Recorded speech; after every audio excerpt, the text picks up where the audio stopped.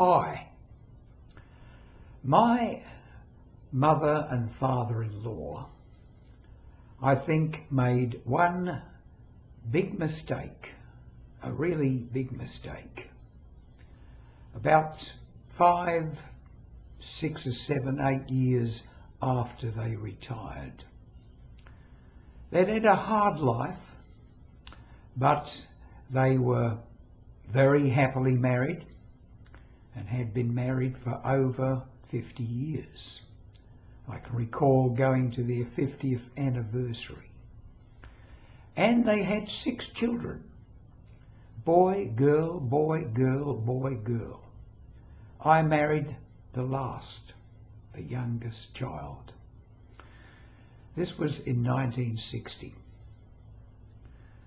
Around about in the 1980s, Pop and Mum, that's my in-laws, retired. And they moved away to what they thought was a sea change. They'd had a holiday home up there earlier, up the coast from where they lived in Sydney, and enjoyed going up there for weekends. Now, of course, in retirement, they moved up there and they bought a place in a little place, in those days, it was a little place called Umina Beach. And they loved it there. They had this little house, small garden, about 5 minutes walk from the shopping centre, 10 minutes walk from the beach, and a community hall nearby, and they were living the life. But what they particularly liked, because they were near the sea,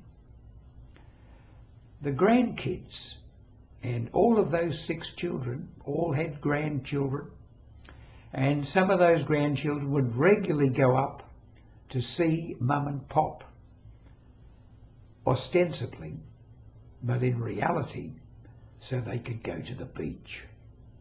So Mum and Pop got lots of visitors from the grandkids, and they loved it. But as the grandkids grew older, they seemed to lose interest in going to the beach so much. And this is where the mistake occurred. Mum and Pop said, let's sell the place and go back to Sydney to be nearer to the grandkids. That was the motivation, to move back to Sydney to be nearer to the grandkids. Now, Mum and Pop were those people who always had chickens down the back, chooks, a dog and a cat maybe, and of course they had a little dog and a few chooks up there in Umina. But when they came back to Sydney, they didn't have the money to buy a big house and garden, so they bought themselves a unit. And in the unit, there were regulations.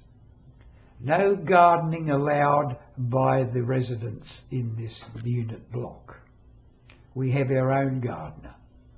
Well, that destroyed Pop because he loved his garden. He could no longer keep his chickens. His little dog had died and he was very reluctant to get another one at his age. And from there on, both of my in-laws went downhill fast. Pop had nothing to do except sit in his armchair, walk around the block. They were in the western suburbs. There was nothing there to interest him really. He sat watching TV most of the day, and within a short time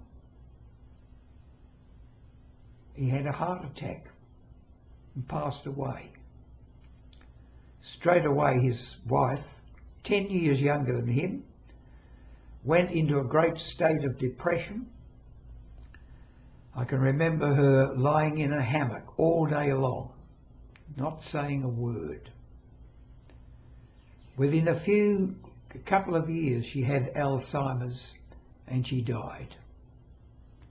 And I think a lot of this was all brought forward anyway, by the fact that they made this mistake of thinking, if we could only be closer to the grandkids, they would visit us and we could visit them.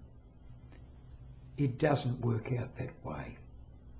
The grandkids want their own life. They might love their mum and pop, their grandpa, their granddad, when they're littlies. But by the time they get into the adolescent stage, 10, 12, 13, they don't want to visit their grandparents anymore. That's boring. That's boring. So the lesson I'm telling you here is, if you live in a good location now, don't move your house and home just to be with the grandkids, because they probably won't come to visit you anyway. I'm not saying that you don't have to be near someone you can rely on when you get older. That's very good, very essential, I would say.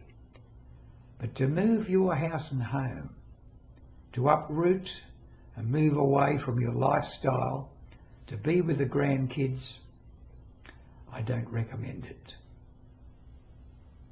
I hope you got something from this one.